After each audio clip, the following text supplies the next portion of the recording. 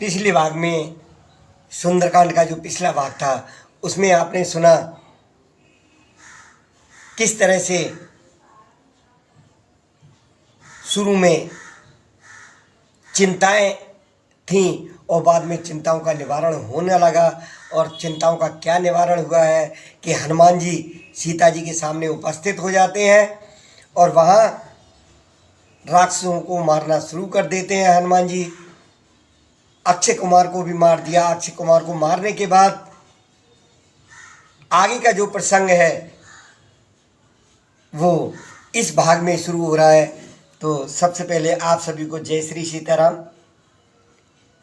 श्री गणेशाय नमः।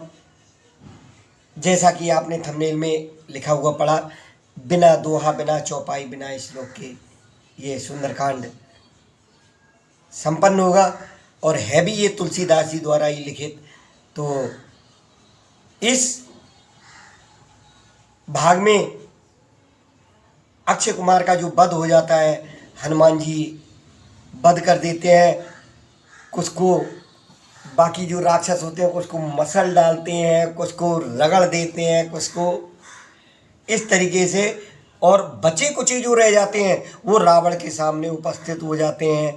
आगे क्या होता है कि पुत्र का वध सुनकर रावण क्रोधित हो उठा और उसने अपने बड़े बेटे, जो बलवान बेटा था सबसे, मेघनाद,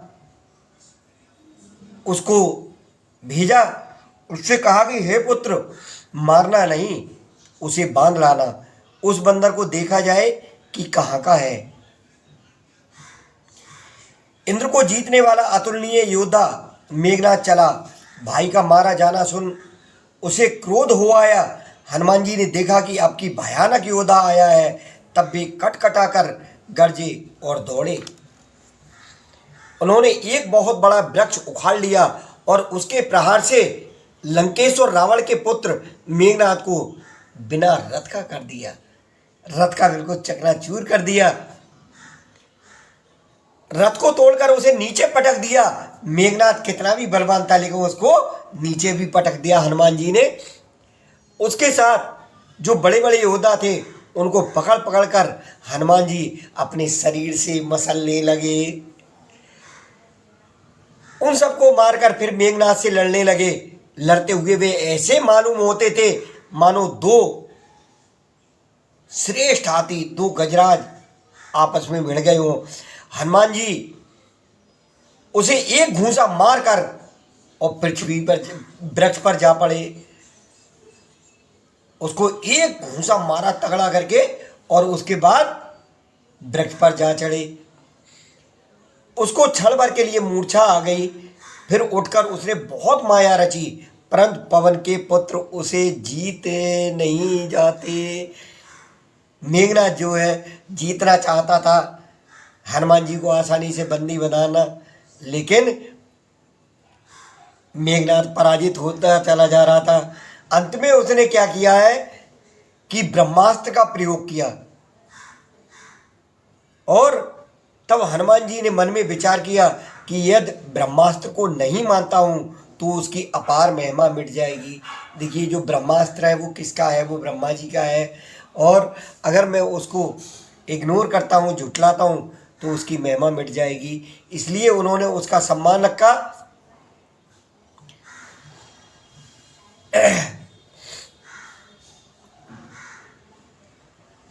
और उसने जो हनुमान जी को ये ब्रह्म बाण मारा, उसके लगते ही वो वृक्ष के नीचे गिर पड़े। परंतु गिरते समय भी उन्होंने बहुत सी सेना मार डाली। जब उसने देखा कि हनुमान जी मूर्छित हो गए हैं, तब वह उनको नाग पास में बांध कर ले गया। अब यहाँ शिव जी कहते हैं कि हे भवानी सुनो। देखिए, ये जो सुंदरकांड है अथवा रामचरितमानस है जिसको तुलसीदास जी ने लिखा है, उसको तुलसीदास जी ने लिखा है, लेकिन तुलसीदास जी ने किसकी द्वारा कही हुई कथा लिखी है?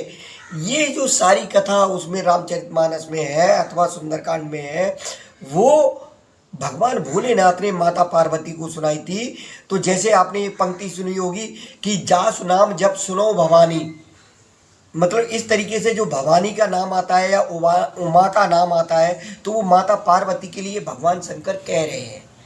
ये आप में से अधिकांश लोगों को जानकारी होगी, लेकिन जिनको नहीं है, मुझ जैसे जो थोड़े से कम ज्ञान वाले लोग हैं, उनके सम्मुख में ये सूक्ष्म रूप से बता रहा हूँ कि जैसा आपने उमा का हूँ मैं अनुभव अपना, तो ये जो पंक्तियाँ हैं ना, ये भगवान भोलेनाथ द्वारा माता पार्वती के लिए जो प्रसंग सुनाया गया है, उसी प्रसंग को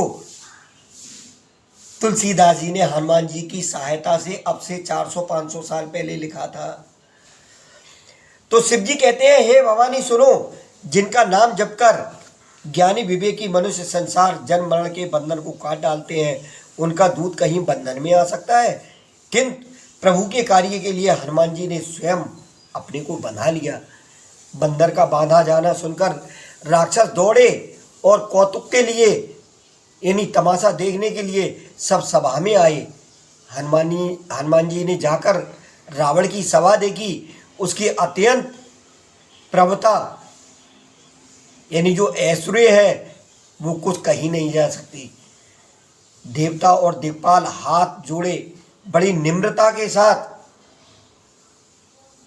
यानी देवता और दिक्पाल हाथ जोड़े बड़ी नम्रता के साथ भयभीत हुए। सब रावण की भौं ताक रहे हैं, उसका रुख देख रहे हैं। उसका ऐसा प्रताप देखकर भी हनुमान जी के मन में जरा सा भी डर नहीं हुआ। क्यों नहीं हुआ? क्योंकि वो तो बस अपने प्रभु श्री राम जी के, वे ऐसे निशंक खड़े रहे जैसे सर्पों के समूह में गरुड़ निशंक निर्भय रहते हैं। हनुमान जी को देखकर रावण दुर्वचन कहता हुआ खूब हंसा। फिर पुत्रवध का स्मरण किया तो उसके हृदय में विषाद उत्पन्न हो गया, यानी बहुत दुख हो, गहरा सदमा सा हो गया। लंकापति रावण ने कहा, बानर तू आखिर है कौन? किसके बल पर तूने वन को उजाड़ कर नष्ट कर डाला? क्या तूने कभी मेरा नाम और यश कानों से नहीं सुना? अरे मूर्ख, मैं तुझे अत्यंत निशंक देख रहा हूं। तूने किस अपराध से राक्षसों को मारा? रे मूर्ख, बता, क्या तुझे प्राण जाने का भय नहीं है? हनुमान जी ने कहा, हे रावण सुन, जिनका बल पाकर माया संपूर्ण ब्रह्मांडों के समूहों की रचना करती है, जिनके बल से हे दस्सीस ब्रह्मा विष्णु महेश क्रमशः सृष्टि का सृजन पालन और संहार करते हैं, जिनके बल से सहस्त्रमुख फड़ों वाले शेष जी पर्वत और वन सहित ब्रह्मांड को सिर पर धारण करते हैं, और जो देवताओं की रक्षा के लिए नाना प्रकार की देह धारण करते हैं, और जो तुम्हारे जैसे मूर्खों को शिक्षा देने वाले हैं, जिन्होंने शिव जी के कठोर धनुष को तोड़ डाला, उसी के साथ राजाओं के समूह का गर्भ चूर्ण कर दिया, जिन्होंने खरदूषण त्रिशरा और बाली को मार डाला, जो सब के सब अतुलनीय बलवान थे। तुम्हें पता नहीं है क्या, हे दस्सीस? जिनके लेश मात्र बल से तुमने समस्त चराचर जगत को जीत लिया है, और जिनकी प्रिय पत्नी को तुम चोरी से हर लाए हो, मैं उन्हीं का दूत हूँ, उन्हीं प्रभु श्री राम जी का दूत हूँ। मैं तुम्हारी प्रभुता को खूब जानता हूँ। सहस्त्रबाहु से तुम्हारी लड़ाई हुई थी, क्योंकि वो बहुत अपनी प्रभुता गा रहा था रावण, तो हनुमान जी के सामने तो कुछ भी नहीं। और फिर हनुमान जी ने उसको समझाया कि मैं तेरी खूब प्रभुता जानता हूँ भैया, तुम्हारी खूब प्रभुता जानता हूँ। कितनी प्रभुता है? सहस्त्रबाहु से तुम्हारी लड़ाई हुई थी और बाली से युद्ध करके तुमने यश प्राप्त किया था। हनुमान जी के मार्मिक वचन सुनकर रावण ने हंसकर बात टाल दी। हे राक्षसों के स्वामी, मुझे भूख लगी थी। अब सुन, मैंने क्यों पेड़ तोड़े?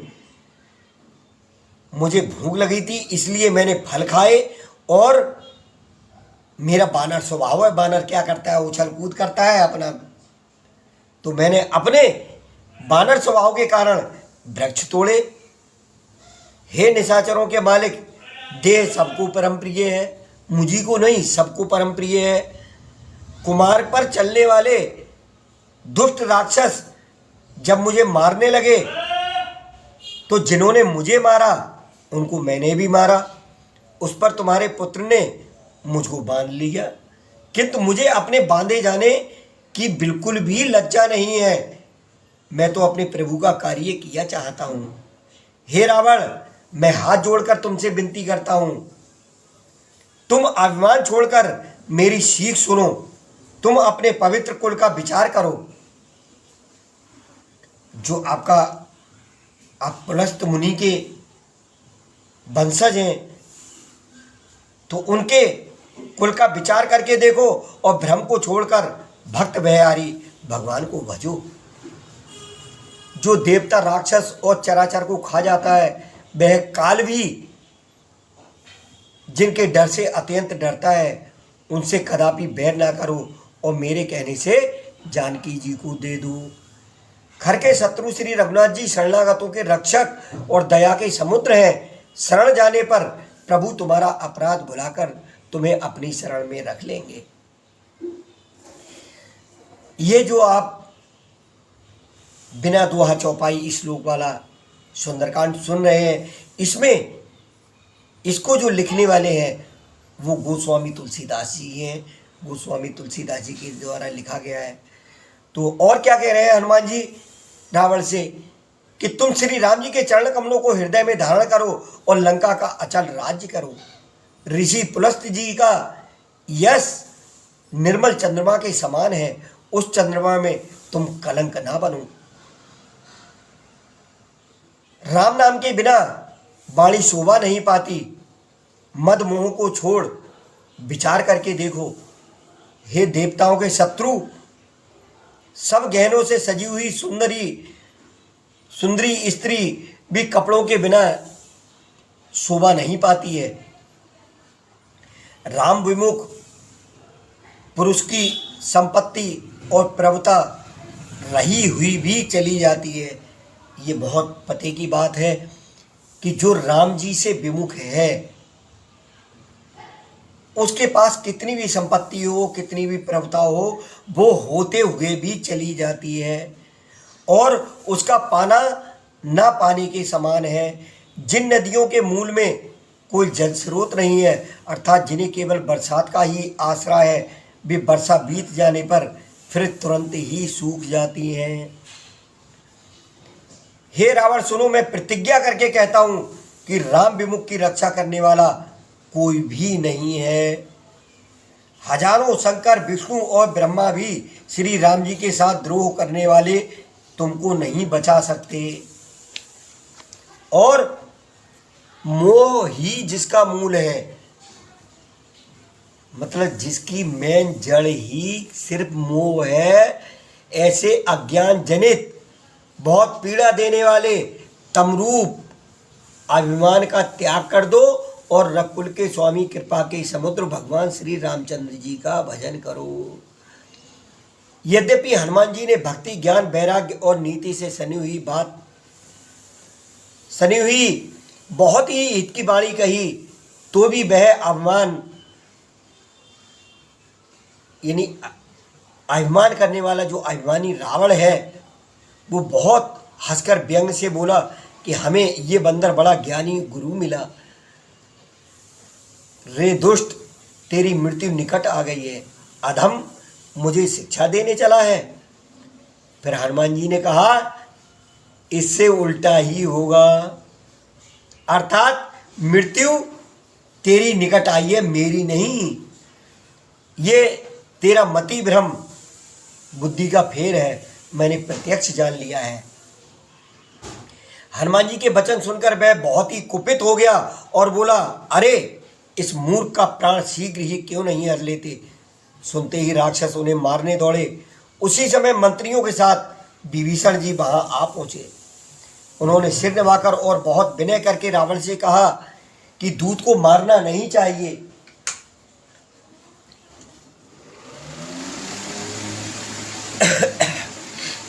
ये नीति के विरुद्ध है। हे गोसाई, कोई दूसरा दंड दिया जाए।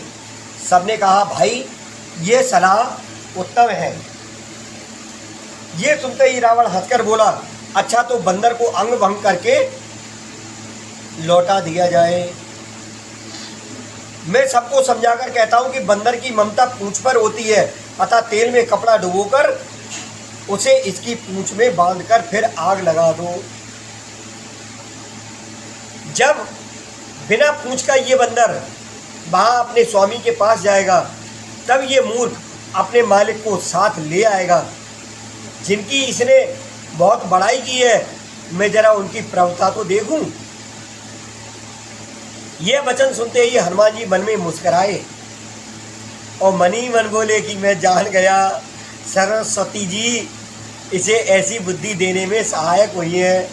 रावण के वचन सुनकर मूर्ख राक्षस वही पूंछ में आग लगाने की तैयारी करने लगे। और तैयारी कैसी, सुनकर आप चौंक जाएंगे कि पूंछ के लपेटने इतना कपड़ा और घी तेल लगा कि उस नगर में, उस लंका नगरी में कपड़ा, घी और तेल नहीं रह गया। हनुमान जी ने ऐसा खेल किया कि पूंछ इतनी ज़्यादा लंबी हो गई कि उसकी पूर्ति नहीं हो पाई।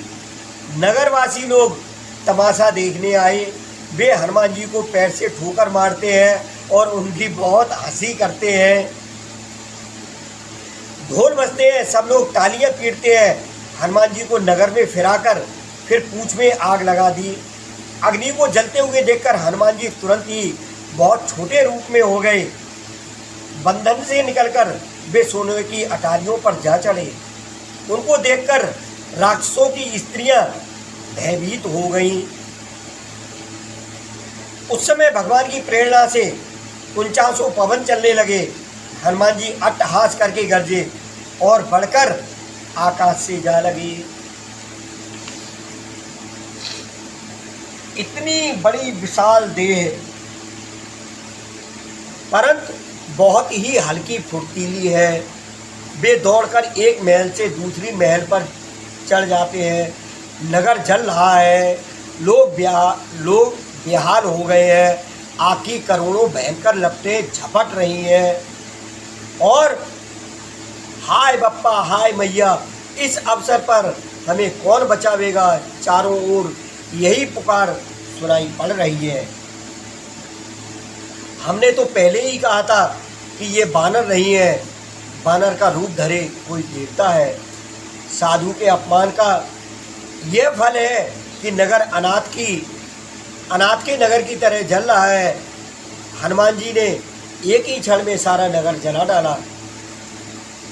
सिर्फ एक घर नहीं जलाया। वो घर कौन सा है आप समझ रहे होंगे, विभीषण जी का घर। केवल उन्होंने विभीषण जी का घर छोड़ दिया। तो यहाँ शिव जी कहते हैं, हे पार्वती, जिन्होंने अग्नि को बनाया हनुमान जी उन्हीं के दूत हैं, इसी कारण वे अग्नि से नहीं जले।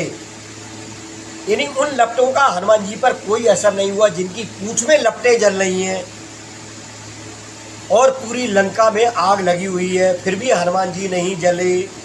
हनुमान जी ने उलट पलट के, मतलब एक ओर से दूसरी ओर चारों तरफ उन्होंने सारी लंका जला दी।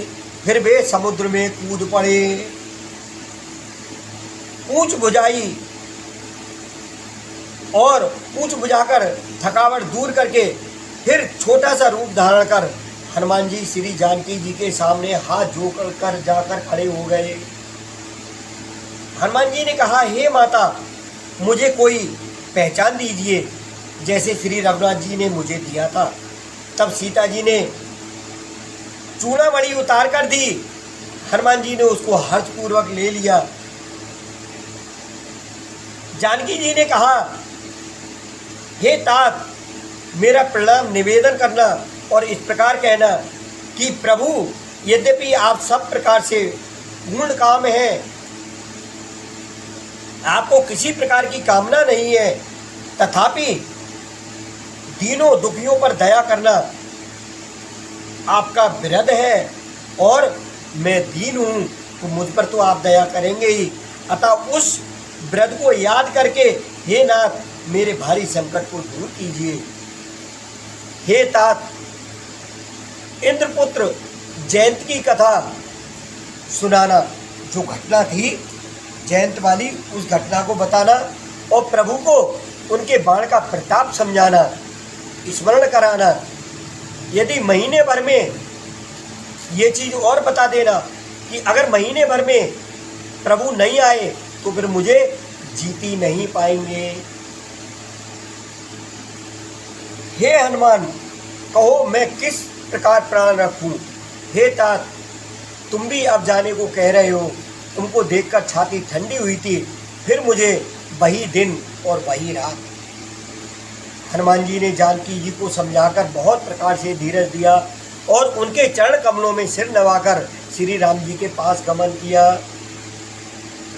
चलते समय उन्होंने महाध्वनि से भारी गर्जन किया, जिसे सुनकर राक्षसों की स्त्रियों के गर्भ गिरने लगे। समुद्र लांघकर वे इस पार आए और उन्होंने बानरों को किलकिला शब्द यानी हर्ष ध्वनि सुनाया। हा हा हा हा हा हा, जय श्री राम, इस तरह की ध्वनि को सुनाया। हनुमान जी को देखकर सब हर्षित हो गए और तब बानरों ने अपना नया जन्म समझा। हनुमान जी का मुख प्रसन्न है और शरीर में तेज विराजमान है, जिससे उन्होंने समझ लिया कि अपना काम तो पक्का हो गया। ये श्री रामचंद्र जी का कार्य करके आ गए हैं। बोलो सियावर रामचंद्र भगवान की जय। तो सब हनुमान जी से मिले और बहुत ही सुखी हुए, जैसे तड़पती हुई मछली को जल मिल गया हो। सब हर्षित होकर नए नए इतिहास पूछते कहते हुए श्री रघुनाथ जी के पास चले। तब सब लोग मधुवन के भीतर आए और अंगद की सम्मति से सबने मधुर फल या मधु और फल खाए। देखिए, जब हनुमान जी वहाँ गए थे तो किसी ने भी कुछ नहीं खाया था कि जब तक हनुमान जी वापस नहीं आएंगे हम नहीं खाएंगे कुछ भी। जब रखवाले बरजने लगे तब घूसों की मार मारते ही सब रखवाले भाग छूटे। उन सब ने जाकर पुकारा कि युवराज अंगद वन उजाड़ रहे हैं। ये सुनकर सुग्रीव हर्षित हुए कि वानर प्रभु का कार्य कर रहे हैं। यदि सीता जी की खबर ना पाई होती तो क्या वे मधुवन के फल खा सकते थे। इस प्रकार राजा सुग्रीव मन में विचार कर ही रहे थे कि समाज सहित वानर आ गए। सबने आकर सुग्रीव के चरणों में सिर नवाया। कपिराज सुग्रीव सभी से बड़े प्रेम के साथ मिले। उन्होंने कुशल पूछी। तब वानरों ने उत्तर दिया, आपके चरणों के दर्शन से सब कुशल है। श्री राम जी की कृपा से विशेष कार्य हुआ, कार्य में सफलता हुई है।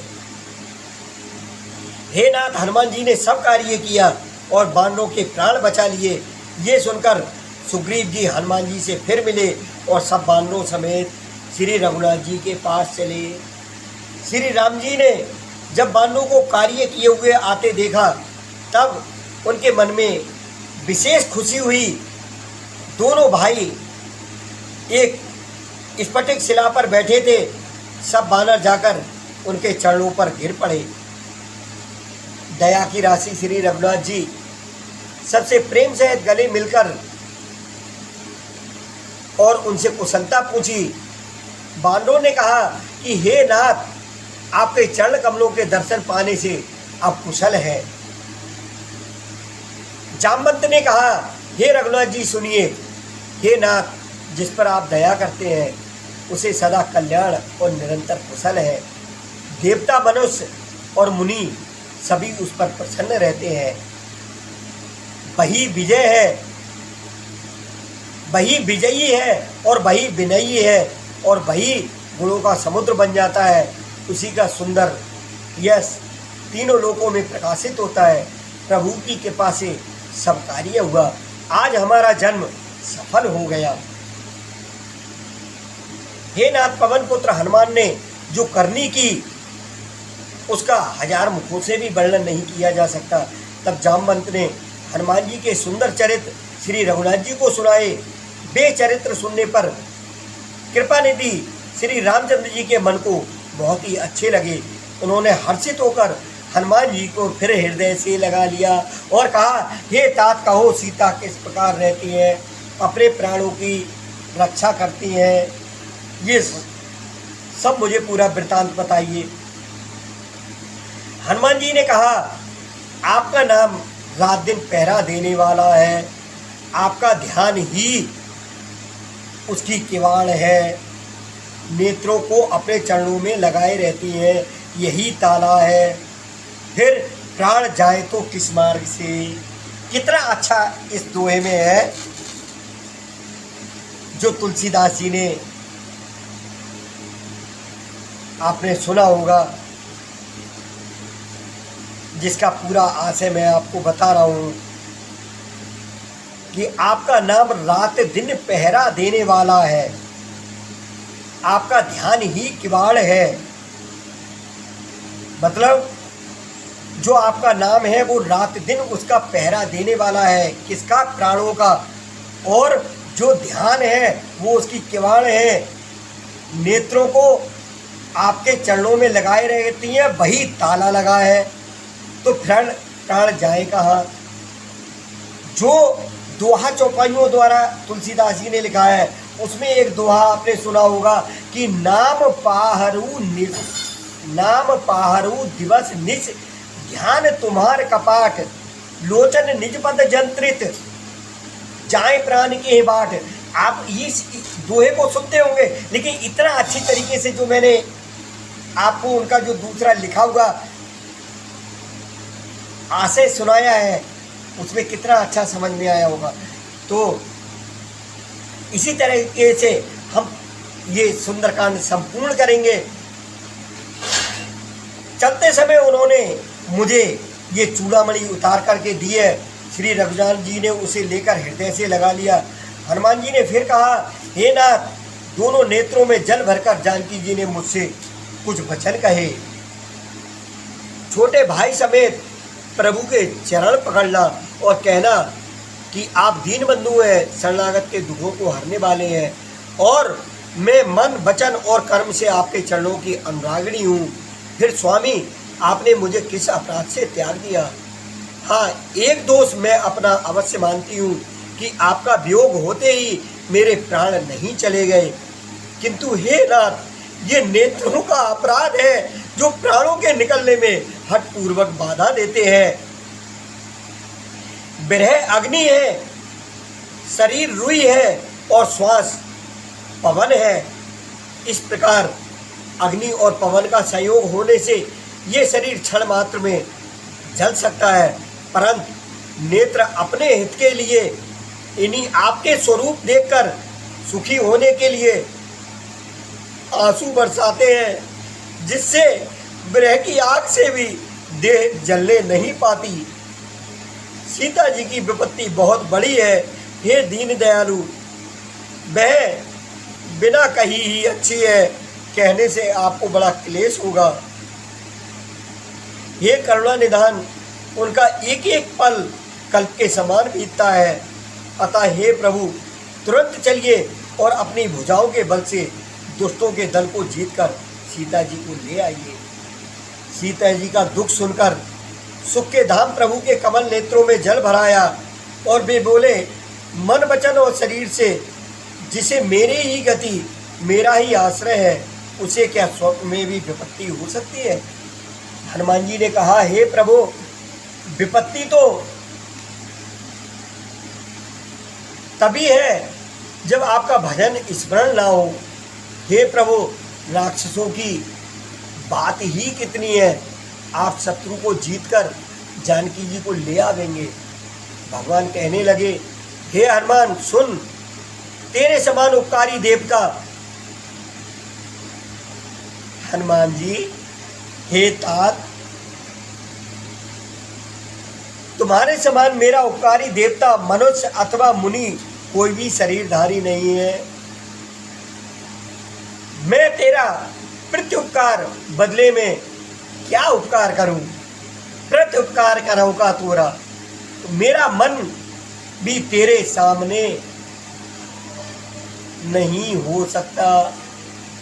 हे पुत्र सुन, मैंने मन में खूब विचार करके देख लिया कि मैं तुझसे वो ऋण नहीं हो सकता, मतलब कर्जे से मुक्त नहीं हो सकता। मैं तेरा हमेशा कर्जदार रहूँगा, हमेशा ऋणी रहूँगा। देवताओं के रक्षक प्रभु बार बार हनुमान जी को देख रहे हैं। नेत्रों में प्रेमाश्रुओं का जल भरा है और शरीर अत्यंत पुलकित है। प्रभु के वचन सुनकर और उनके प्रसन्न मुख तथा पुलकित अंगों को देखकर हनुमान जी हर्षित हो गए और प्रेम में विकल होकर, हे भगवान मेरी रक्षा करो, रक्षा करो, रक्षा करो कहते हुए श्री राम जी के चरणों में गिर पड़े। प्रभु उनको बार बार उठाना चाहते हैं, परंतु प्रेम में डूबे हुए हनुमान जी को चरणों से उठना सुहाता नहीं। प्रभु का कर कमल हनुमान जी के सिर पर है। उस स्थिति का स्मरण करके शिव जी प्रेम मग्न हो गए।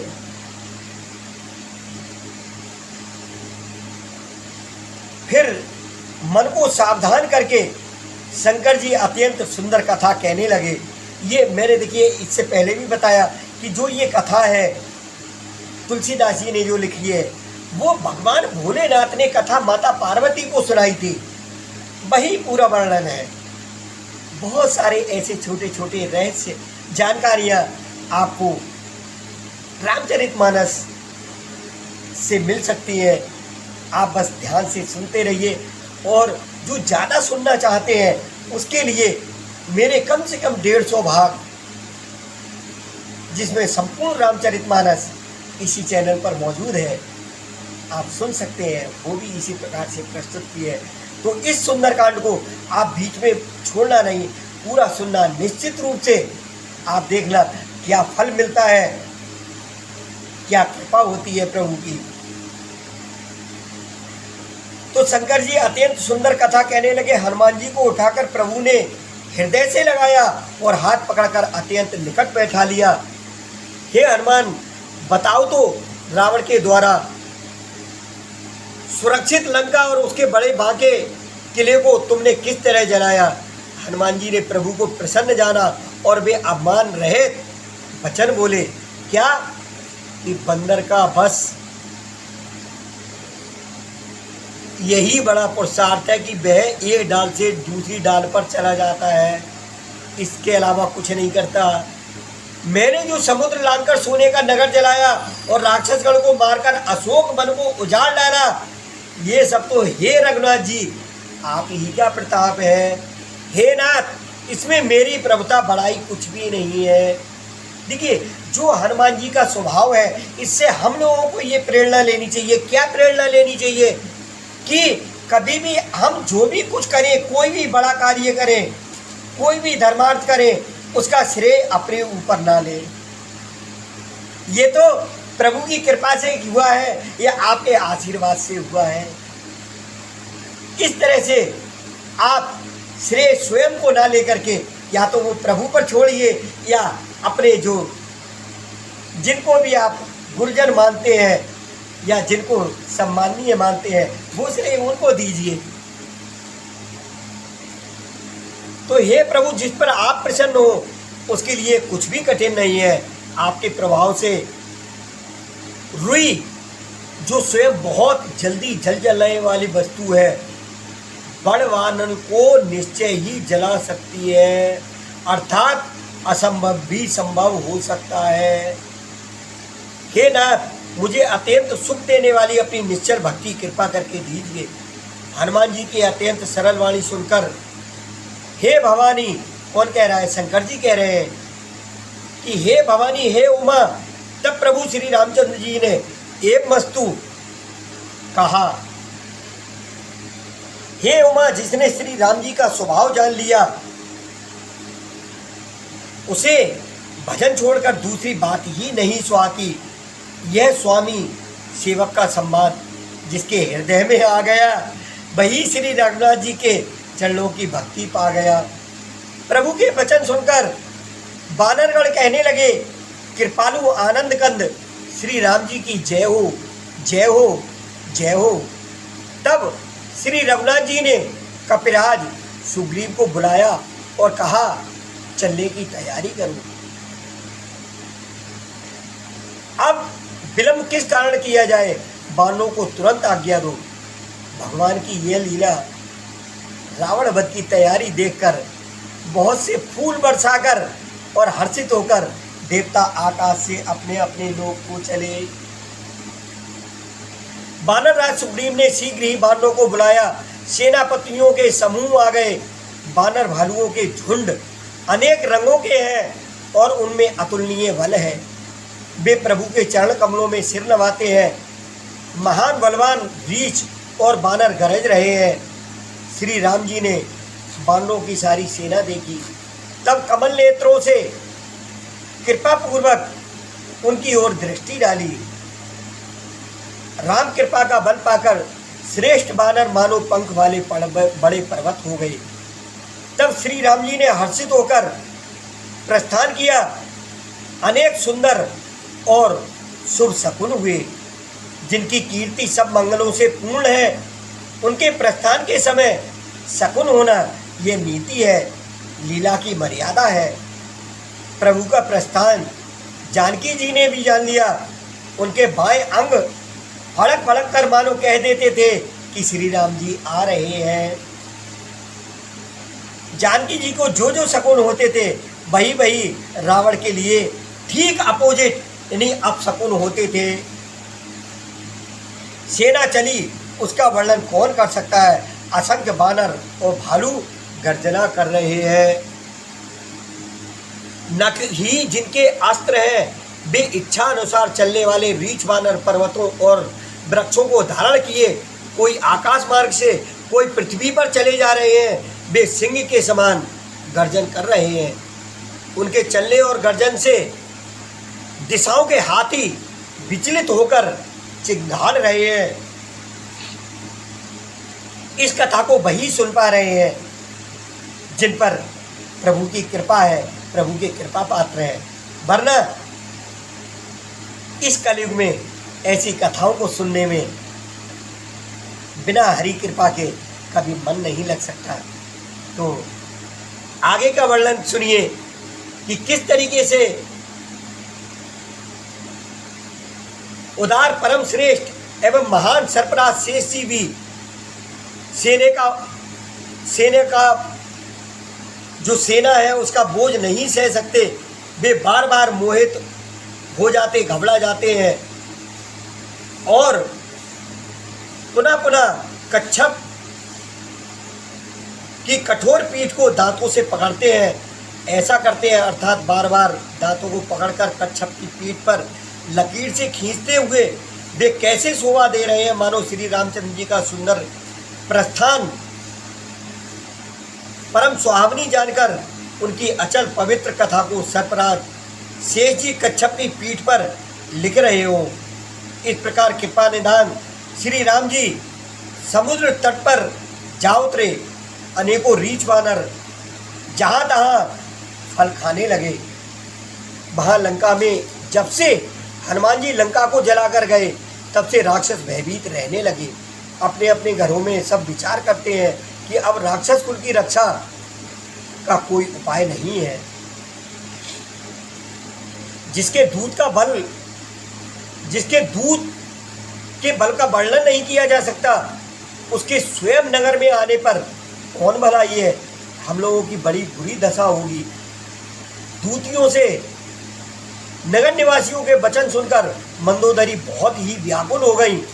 वह एकांत में हाथ जोड़कर अपने पति रावण के चरणों में गिरकर बोली और नीति रस से पगी हुई वाणी बोली, हे प्रियतम, श्री हरि से विरोध छोड़ दीजिए।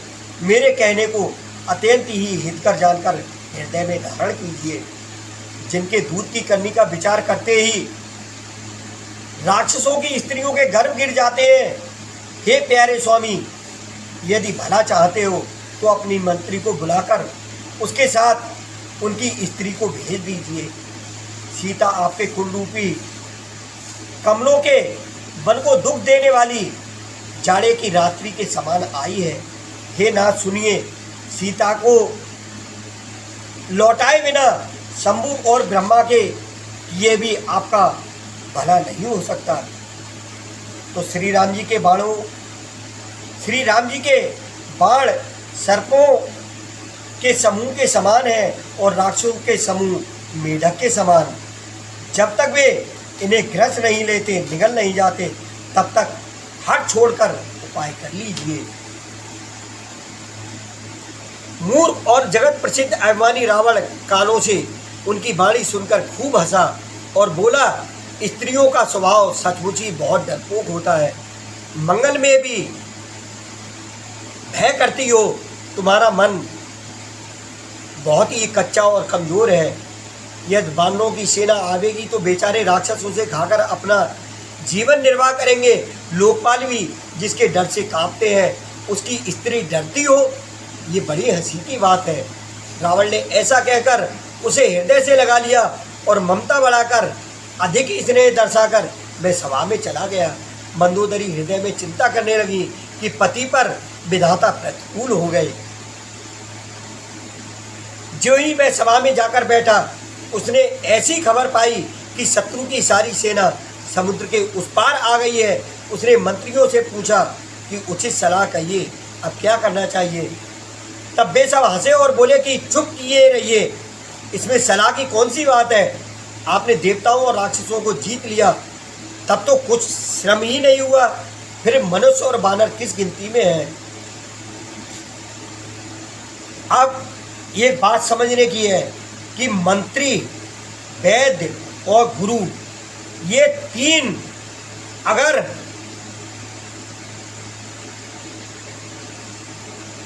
मतलब दुख की वजह से, भय या लाभ की आशा से हित की बात ना कहकर प्रिय बोलते हैं, यानी ठकुर सुहाती कहने लगते हैं, तो आप निश्चित रूप से समझ लीजिए कि राज्य, शरीर, धर्म, इन तीन का शीघ्र ही नाश हो जाता है। इस संबंध में आपने एक दोहा सुना होगा कि सचिव वैद गुर तीन जो प्रिय बोले भयास, राज धर्म तर तीन कर होए बेग ही नाश। तो रावण के लिए भी वही सहायता सहयोग आ बनी है। मंत्री उसे सुना सुना कर मुंह पर स्तुति करते हैं। इसी समय अवसर जानकर विभीषण जी आए। उन्होंने बड़े भाई के चरणों में सिर नवाया। अब विभीषण जी की जो वार्ता है रावण से और सुंदरकांड का संपूर्ण समापन वो अगले भाग में सुनेंगे। अभी यहीं विश्राम करते हैं, लेकिन आप इसका भाग 1, 2 और 3 भागों में ये समाप्त हो जाएगा, उसको ज़रूर सुनना। इसी के साथ मेरा आप सभी को सादर प्रणाम। जय श्री सीताराम, जय राम जी की जय। जय श्री राधे कृष्ण।